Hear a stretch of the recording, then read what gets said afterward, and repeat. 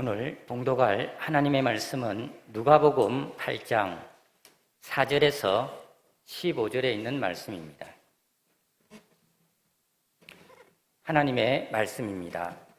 각 동네 사람들이 예수께로 나와 큰 무리를 이루니 예수께서 비유로 말씀하시되 씨를 뿌리는 자가 그 씨를 뿌리러 나가서 뿌릴새 들으는 길가에 떨어짐에 밟히며 공중의 새들이 먹어버렸고 들여는 바위 위에 떨어짐에 싹이 났다가 습기가 없으므로 말랐고 들여는 가시떨기 속에 떨어짐에 가시가 함께 자라서 기운을 막았고 들여는 좋은 땅에 떨어짐에 나서 100배의 결실을 하였느니라.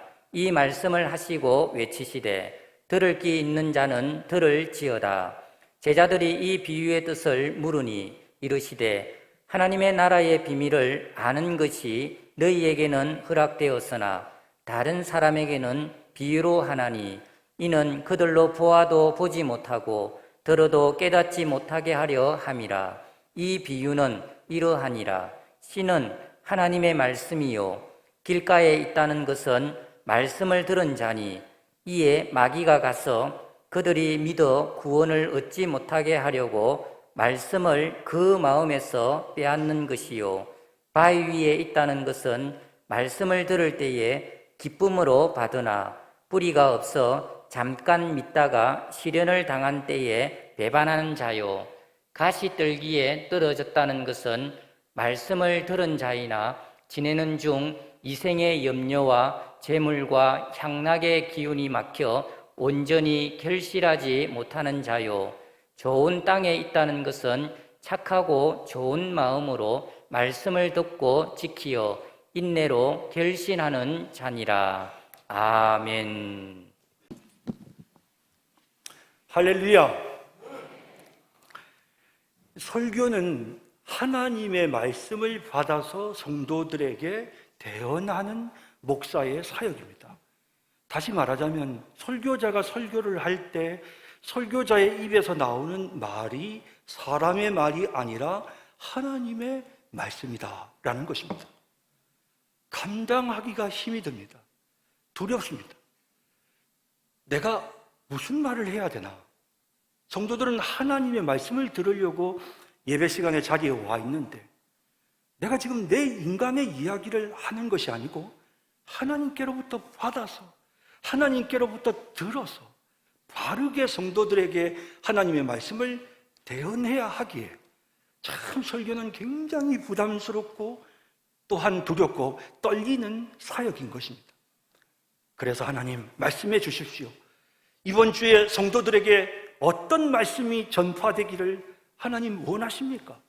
제가 먼저 들어야 전할 수 있습니다. 그렇게 몸부림을 치며 하나님의 말씀을 들으려고 애를 쓰고 이거구나. 하나님이 이 메시지를 전하기를 원하시는구나 라는 생각이 들면 그 본문을 연구하고 또 최선을 다해서 성경을 연구해서 정말 성도들이 제대로 잘 듣고 깨달을 수 있도록 그렇게 목사는 하나님의 말씀을 준비해서 주일날 강단에 서는 것입니다. 이처럼 바른 자세로 하나님의 말씀을 잘 준비해서 설교 시간에 말씀을 전한다 해도 그 말씀이 모든 성도들의 삶 속에서 열매를 맺는 것은 아닙니다. 물론 열매를 맺는 경우도 있지만 열매를 맺지 못하는 경우도 있습니다. 예수님은 오늘 비유를 통해서 하나님의 말씀을 사람들이 어떤 마음가짐과 자세로 듣는지 그리고 정말 그 말씀이 삶의 열매를 맺으려면 어떤 자세로 말씀을 들어야 하는지에 대해서 비유를 통해 정확하게 우리에게 말씀하고 계십니다. 저는 오늘 이 비유에 나오는 내용을 여러분들과 살펴보면서 지금 나는 과연 어떤 마음가짐으로 설교를 듣고 있는가? 우리 자신을 한번 점검해보고 이제 새롭게 마음가짐과 자세를 좀 변화시키는 그런 결단의 은혜의 시간이 되기를 진심으로 바랍니다. 첫째, 길가 같은 마음으로 말씀을 받는 사람들입니다. 12절에 길가에 있다는 것은 말씀을 들은 자니 이에 마귀가 가서 그들이 믿어 구원을 얻지 못하게 하려고 말씀을 그 마음에서 빼앗는 것이요. 길가 같은 마음으로 말씀을 받는 사람은 설교를 귀 기울여 듣지 않는, 자, 이제 제가 예를 드는 이런 종류의 사람들입니다. 김화평 집사는 서리 집사로 임명을 받은 지 20년이 넘었는데도 도대체 마음에 믿음이 생기지 않습니다. 주일 예배 시간에 설교를 귀 기울여 들어보면 마음이 편안해지고 배울 것이 많아 인생을 사는데 도움이 된다는 생각이 들지만 설교 중에 꼭 예수를 믿어야만 구원을 얻는다거나 천국과 지옥 같은 이야기를 하면 갑자기 마음이 불편해집니다. 김하평 집사의 아내가 남편이 교회 나오기를 너무나도 원해서 결혼 초부터 가정의 평화와 적어도 일주일에 1시간은 아내에게 봉사한다는 마음으로 교회에 나오기는 하는데 오래 다녀도 믿어지지 않고 설교 시간에 어려운 성경 이야기만 하니까 설교 듣기가 힘이 듭니다. 그래서 예배를 마치고 나면 피곤함이 밀려오고 교회를 왜 도대체 다녀야 하나라는 생각이 마음속에 들곤 합니다. 박사업 집사는 비즈니스로 늘 마음이 분주합니다. 주일에도 번번이 미팅과 골프 약속이 있어서 주일 예배에 빠지는 경우가 부지기수지만 그래도 무슨 특별한 일이 없을 때는 반드시 주일 예배에 참석합니다. 어려서부터 교회를 다녔고 하나님을 잘 섬겨야 복을 받는 걸 어른들로부터 배웠기 때문에 헌금도 열심히 하고 설교 말씀도 열심히 들으려고 애씁니다. 하지만 워낙 신경 쓸 일이 많아서 그런지 설교 시간마다 자꾸 사업 생각을 하게 되고 이런저런 세상 생각만 하다가 설교 시간을 그냥 흘려버리는 경우가 많습니다. 그래서 그냥 예배에 참석했다 뿐이지 설교 시간이 박사업 집사에게 아무 의미도 없습니다. 최독신 청년은 주말이 되면 주중에 회사 업무로 생긴 스트레스를 날려버리기 위해 밤늦도록 인터넷 게임을 합니다. 새벽이 다 돼서야 게임을 마치고 잠자리에 들지만 주일 예배에 참석하지 않으면 불효령이 떨어지는 부모님 눈치 때문에 억지로 잠을 깨워 교회에 나옵니다. 일단 예배 출석을 해서 부모님 눈도장은 찍었지만 눈꺼풀이 무거워 견딜 수가 없습니다. 연신 고개를 떨구며 간신히 예배를 마친 최독신 청년은 비몽사몽간에 주일 예배를 마치고는 예배가 끝나기 무섭게 집으로 내뺍니다. 그에게 설교 시간은 정말 잠과의 사투를 벌이는 극기 훈련 시간입니다. 이 책임 집사는 남다른 책임감으로 자신에게 주어진 일을 완벽하게 수행해서 교인들에게도 이웃에게도 칭찬이 자자합니다. 기도 순서를 맡든지 차량 안내를 하든지 식당 봉사를 하든지 무슨 일이든지 완벽하게 해야 직성이 풀리는 그는 설교 말씀을 듣는 시간에도 자신의 책임을 다하기 위해 분주하고 그러다 보니 건성건성 설교를 흘러 듣는 경우가 허다합니다. 맡은 일을 완벽하게 했으니 마음이 뿌듯해야 할 텐데 이상하게 주일 예배를 마치고 집으로 돌아갈 때마다 마음 깊은 곳에 채워지지 않는 허전함이 느껴져 옵니다. 나이가 들면서 기도 어두워지고 이런저런 교회 힘든 일을 겪으면서 기본적으로 목사에 대해 불신이 많은 신고집 장로는 목사의 설교가 마음에 들지 않습니다. 설교 시간이 너무 긴 것도 마음에 들지 않고 주보에 오타가 있는 것도 마음에 들지 않습니다. 목사가 하지 않아도 될 필요 없는 소리를 하면 마음속에 버럭 화가 치밀어 오릅니다. 목사가 설교 시간에 옛날 이야기를 하는데 갑자기 과거에 있었던 안 좋은 일들이 생각나면서 설교 시간에 아주 속이 시끄럽습니다.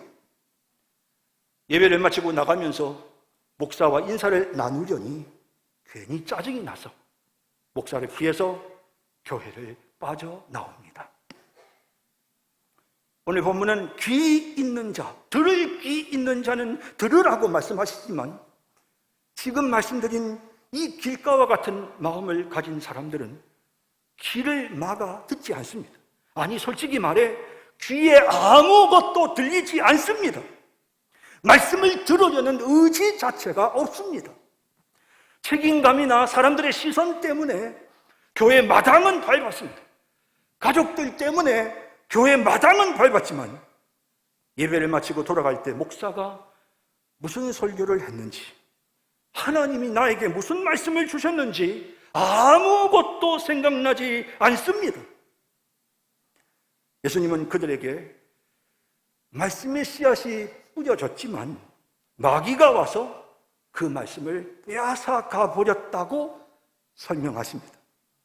마귀가 깨끗하게 치워버리기 때문에 신기하게도 예배를 마치고 집으로 돌아가는 길에 정말 아무것도 기억이 안 납니다. 그날의 수고가 헛된 것이 되고 만 것입니다. 둘째, 돌밭 같은, 바위 같은 마음으로 말씀을 받는 사람입니다. 13절에 바위 위에 있다는 것은 말씀을 들을 때에 기쁨으로 받으나 뿌리가 없어 잠깐 믿다가 시련을 당할 때에 배반하는 자요 라고 합니다. 돌밭 같은 마음으로 말씀을 받는 사람은 우선 기도 말씀은 잘 듣습니다. 예배 시간에 설교를 잘 듣는단 말입니다. 하지만 말씀대로 사는 게 힘이 들면 도중에 포기해버리는, 하나님의 말씀을 들었지만 뭔가 힘든 일들이 생기면 깨달음이 있고 은혜가 있었지만 좀 괴로운 일들이 찾아오면 넘어지는 사람들입니다. 자, 제가 예를 드는 이런 종류의 사람들입니다. 오화끈 집사는 설교를 열심히 잘 듣는 것이 신앙의 기본이라고 생각합니다. 그래서 열심히 귀를 기울여 듣습니다. 집중해서 듣다 보니 깨달아지는 것이 많고 마음에 와닿는 것이 많아서 설교 시간에 연신 고개를 끄덕이고 아멘, 아멘 큰 소리를 내기도 합니다. 설교 시간에 웃기도 하고 때로는 감동을 받아 울기도 합니다. 다른 사람들 앞에서 받은 은혜를 간증하기도 합니다. 그런데 조금만 속상한 일이 생기면 받은 은혜를 다 날려버립니다. 예배를 마치고 나오는데 이웃에 사는 박 권사가 무슨 일에 토라졌는지 인사를 안 하고 고개를 돌리는데 오화끈 집사는 순식간에 시험에 들여버렸습니다. 권사식이나 돼가지고 사랑이 없다는 생각에 설교 시간에 받은 은혜는 다 잊어버리고 심술이 나서 집으로 가버렸습니다. 임의심 집사는 설교 시간에 목사님 설교를 귀 기울여서 많은 은혜를 받았습니다. 그렇게 살면 안 되겠구나 마음에 다짐도 했습니다. 그런데 담임 목사가 설교 시간에 예화를 듣는데 가만히 들어보니 자기를 치는 이야기를 하는 것 같습니다. 아무래도 며칠 전 전도회에서 있었던 일을 누군가가 목사에게 고자질하는 것 같습니다. 그렇지 않고서야 저렇게 구체적으로 이야기를 할 리가 없을 거라는 생각에 갑자기 억울함이 밀려옵니다. 집에 돌아와서 생각해보니 여러 가지 정황이 딱 맞아 들어갑니다. 그리고 아무개 집사가 고자질한 것 같다고 혼자서 상상을 하자 부글부글 속에서 분노가 치밀어 오르더니 삼자대면을 해서 진실을 밝혀야 하나, 목사가 어떻게 설교 시간에 그런 말을 할 수 있느냐, 담임 목사를 찾아가서 따져야 하나, 이런 생각을 하느라 지난 주일 말씀을 통해 깨달았던 은혜는 다 사라져 버렸습니다. 강상처 집사는 오래전 겪은 억울한 일로 인해 마음 깊은 곳에 상처가 있습니다. 누군가를 용서할 수가 없습니다. 그래서 예배 시간에 담임 목사가 사랑과 용서에 관한 설교를 하면 마음이 괴롭습니다. 왜 자꾸 나만 이해하고 나만 용서하라는 거야? 라는 생각이 들면 은혜가 안 될 뿐만 아니라 마음이 답답해집니다. 방금 전까지 용서에 대한 이야기가 나오기 전까지는 너무 은혜롭고 좋았는데, 내가 힘들고 내가 감당하기 어려운 고통스러운 용서의 문제가 나오니까 담임 목사의 설교가 너무 일방적이라는 생각에 화가 치밀어 오릅니다. 예배가 끝나고 집으로 돌아가는 발걸음이 무겁습니다. 뭘 했는지 아무 생각이 없습니다. 신인정 권사는 설교 시간에 말씀을 듣고 큰 은혜를 받고 결단합니다. 그래, 내가 먼저 양보하고 내가 먼저 희생하자. 그래서 열심히 실천을 했습니다.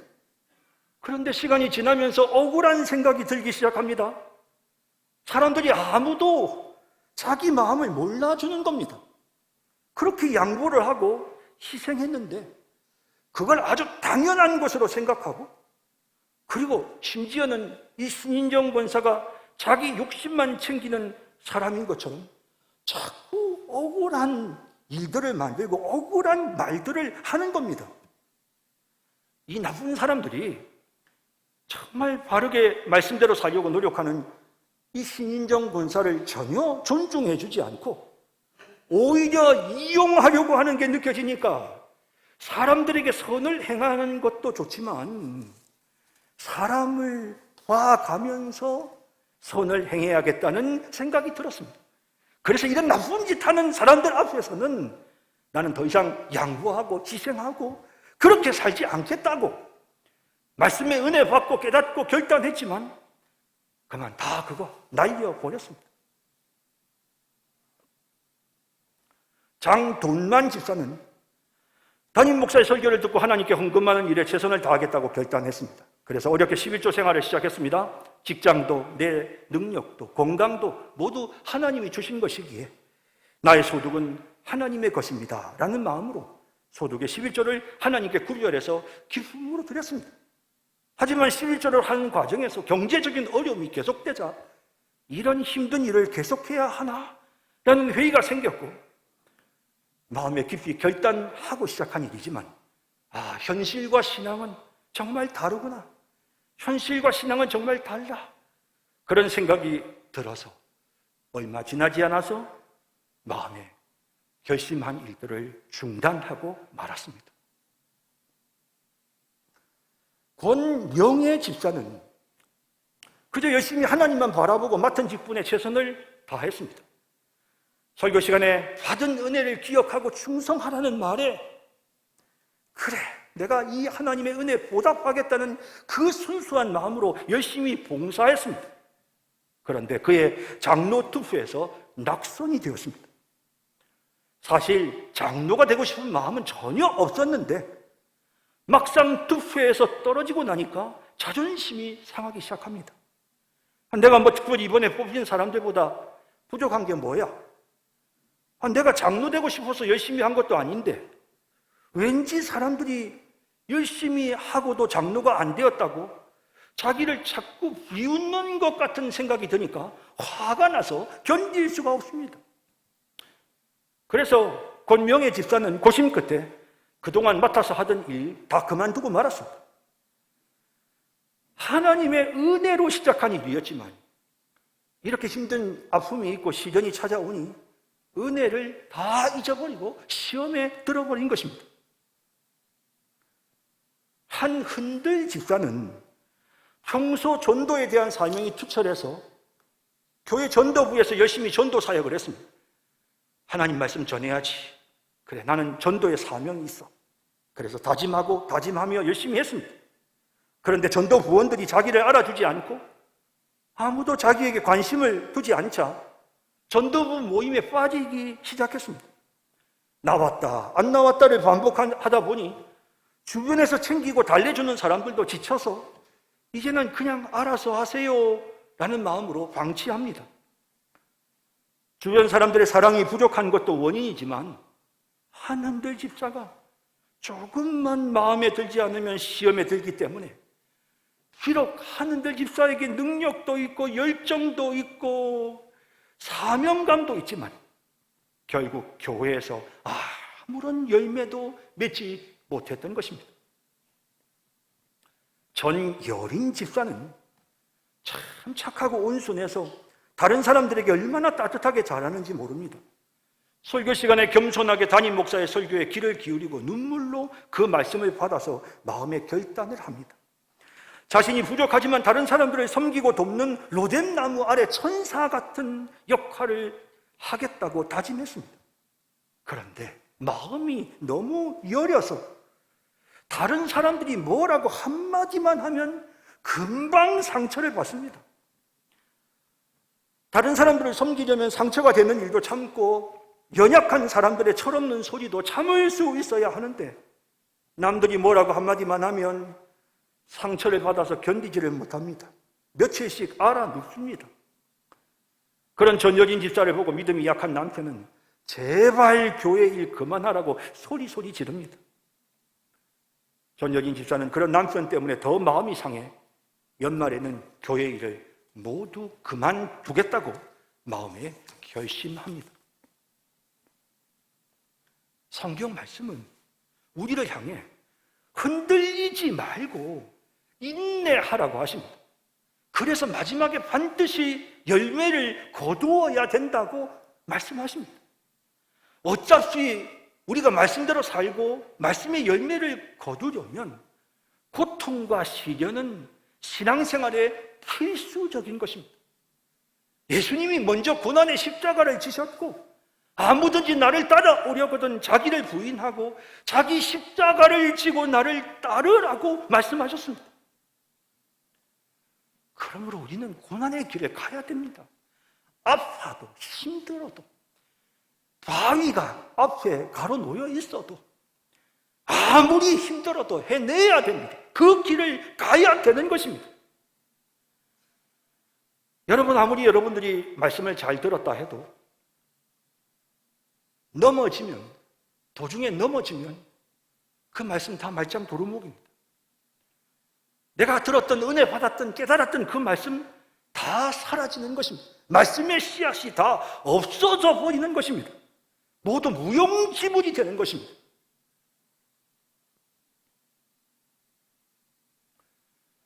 셋째는 가시떨기 같은 마음으로 말씀을 받는 사람입니다. 사실 이 정도 가려면 굉장히 신앙의 수준이 높아야 됩니다. 그래서 제가 예를 드는 인물들도 다 장로고 목사고 선교사고 그렇습니다.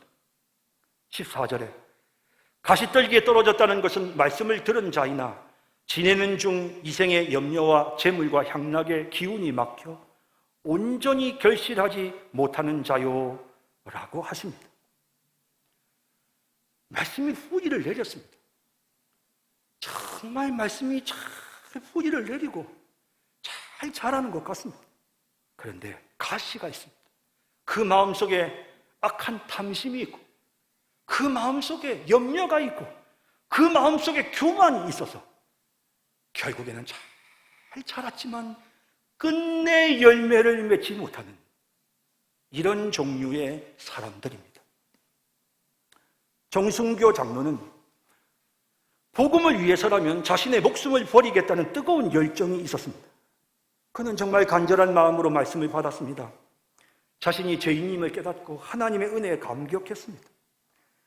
자신의 부족함에도 불구하고 변함없이 사랑해 주시는 하나님, 한 번도 자신을 버리신 적이 없으신 하나님의 사랑을 깨닫고 나는 주님을 위해 죽으리라 마음속에 굳게 다짐했습니다. 하지만 그는 탐심에 사로잡혔습니다.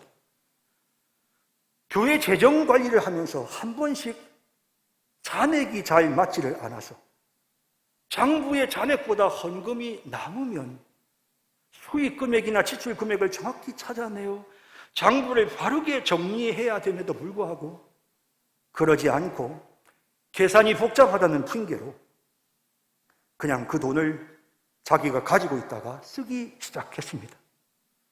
이런 일이 한 번, 두 번 계속되면서 자기도 모르는 사이에 습관이 되었습니다.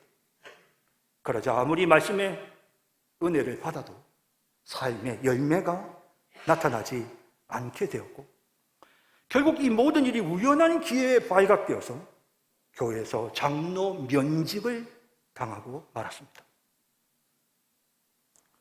전욕정 목사는 뜨겁고 뛰어난 설교가로 사람들에게 엄청난 인기가 있었습니다. 그의 목회는 성공적이었기에 젊은이들이 교회로 몰려왔습니다.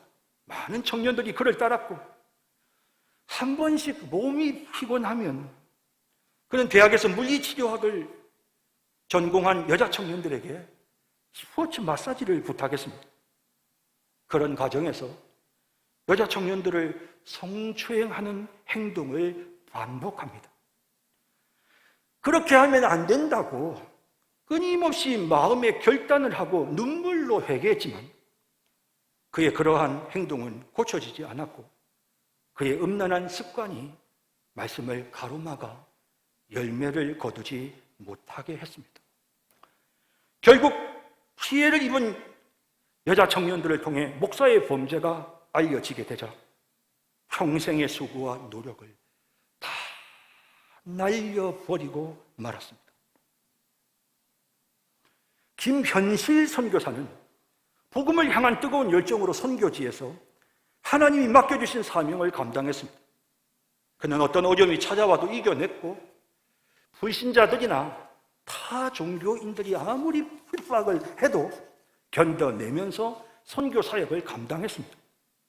그런데 선교지에서 제대로 배우지 못하고 자란 자녀들에게 대학 공부만큼은 제대로 시켜야 되겠다는 생각에 무리를 해서 세 자녀를 모두 미국과 유럽에 있는 대학에 유학을 보내면서부터 김현실 선교사는 경제적인 어려움에 직면하게 되었습니다. 그는 결국 자녀들의 유학자금 마련을 위해 자신을 후원하는 교회에 특별 선교 후원을 요청합니다. 후원교회들은 교회 건축과 선교 사역을 위해 김현실 선교사에게 선교비를 보냈지만 사실 그 선교비의 대부분이 김현실 선교사의 자녀 유학자금으로 사용되었습니다. 그런 일이 반복되면서 김현실 선교사의 선교 사역에는 더 이상 열매가 나타나지 않았습니다. 그는 어느 날부터 선교지의 값싼 물건을 한국에 비싸게 내다 파는 사업가가 되고 말았습니다. 김 대장 장로는 명석하고 합리적인 사고방식으로 교인들에게 영향을 끼쳤고 철저히 하나님의 말씀을 따라 살겠다는 강한 의지를 가진 충성스러운 장로였습니다. 그는 결코 불의를 용납하지 않았고 아무도 나서지 않는 일에 총대를 메고 잘못된 것을 바로잡겠다는 의협심으로 앞장섰습니다. 그런데 한 번, 두 번 그런 일들에 앞장서다 보니 교회를 사랑하는 순수한 마음은 어느새 사라지고 자기가 아니면 안 된다는 교만한 마음이 그를 사로잡고 말았습니다. 아무도 그런 행동을 바로잡아 주지 않다 보니 자기를 돌아볼 줄 모르게 되었고 자기 기준과 자기 생각만을 앞세우며 고집을 부리면서 더 이상 다른 사람들의 말은 들으려고 하지 않게 되었습니다. 자기가 많이 알고 있고 자기가 합리적이라는 권위주의적인 생각에 사로잡히다 보니 다른 사람들을 쉽게 비판하고 다른 사람들에게 상처를 주기 시작했습니다. 이런 교만한 행동과 대장 노릇에 김 대장 장로는 성도들의 신임을 잃게 되었고 그는 교회에 아무런 도움도 되지 못한 채 성도들 모두가 빨리 은퇴하기만 바라는 천덕꾸러기 신세가 되고 말았습니다. 그의 계속되는 교만으로 인해 그가 받은 은혜, 그가 가지고 있던 그 엄청난 능력이 교회에 아무런 유익이 되지 못하고 열매를 맺지 못했던 것입니다. 박대책 목사는 젊은 시절 교회를 개척하고 복음을 위해 최선을 다해 노력했습니다. 그는 자신이 가진 모든 것을 다 교회에 쏟아부었습니다. 교회 건축이 한창일 때 가진 돈이 없었던 그는 그동안 적립한 자신의 퇴직금을 모두 인출해서 건축 헌금을 내놓았습니다. 그의 마음속에는 항상 하나님의 말씀과 교회에 대한 불타는 사랑이 있었습니다. 그런데 나이가 들기 시작하면서 노후가 걱정되기 시작했습니다. 선배 목사들이 은퇴를 하면서 경제적인 어려움을 겪는 모습을 보자 염려가 갑자기 몰려오기 시작했습니다. 그래서 교회에 노골적으로 돈을 요구하기 시작했습니다. 은퇴 자금을 따로 챙겨달라고 요구하게 됐고, 심지어는 교회 명의로 된 사택과 교회 명의로 된 토지를 담임 목사 개인의 명의로 바꿔달라고 영향력 있는 장로들을 설득하기 시작했습니다. 이런 사실들이 알려지면서 시험에 든 성도들이 교회를 떠나기 시작했고, 박대책 목사는 결국 정년을 채우지 못하고 교회를 떠나야 하는 안타까운 결과에 이르게 되었습니다. 평생 동안 노력해서 이루었지만 나이 들며 생긴 세상의 염려로 인해 결국 아무런 열매도 거둔지 못한 채 목회를 그만두고 말았던 것입니다. 유성공 집사는 젊은 시절에 말씀의 은혜를 받고 복음을 위해 하나님의 영광을 위해 살겠다고 눈물로 결단했습니다. 하지만 그는 사업에 너무 바빴습니다. 그에게는 성공에 대한 열망이 있었고 제대로 한번 사업을 성공시키고 싶었습니다. 물론 그는 11조도 열심히 했고 교회 건축을 할 때는 많은 헌금도 했습니다. 하지만 그는 항상 바빴고 하나님을 섬기는 일보다 사업이 먼저였습니다. 언젠가 사업이 정상 궤도에 오르면 그때는 열심히 하나님을 섬기겠다고 마음에 각오를 했지만 자신이 원하는 대로 잘 되지 않았고 그의 집착은 멈추지 않고 계속되었습니다. 이제 정말 하나님을 제대로 섬겨야겠다는 마음을 품었을 때 그때는 안타깝게도 이미 그의 건강은 약해질 대로 약해져 있었고 그는 아무것도 교회에서 할 수 없는 나이가 되고 말았습니다. 그는 평생 자기 사업을 위해서 열심히 살았지만 그가 받고 그가 깨달은 하나님의 말씀은 아무런 열매도 맺지 못했습니다. 여러분, 우리 마음 깊은 곳에 욕심이 있으면, 우리의 마음속에 염려가 도사리고 있으면, 우리의 마음속에 교만한 생각들이 자리를 잡고 있으면 이 가시들로 인해서 하나님이 우리에게 주신 그 은혜로운 말씀들이 결국에는 다 소멸됩니다. 그것들이 말씀을 다 막아버립니다. 그래서 결국에는 아무런 열매를 맺지 못하고 비참하게 끝이 나고 마는 것입니다. 그저 다른 사람들에게 아픔과 상처만 남기고 자기 딴에는 인생을 잘 살았다고 스스로 자부할지 모르지만 그는 하나님의 심판대 앞에서 아무런 열매도 맺지 못한 자가 되어서 무서운 하나님의 처벌을 받게 되는 것입니다.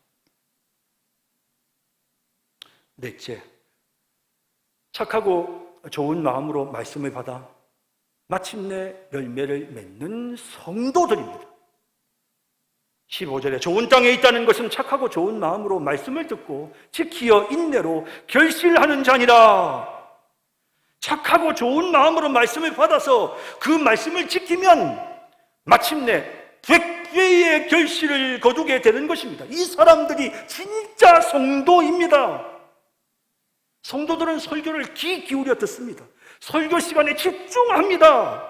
특히 목사의 설교를 사람의 말로 듣지 않고 나에게 주시는 하나님의 말씀으로 듣습니다.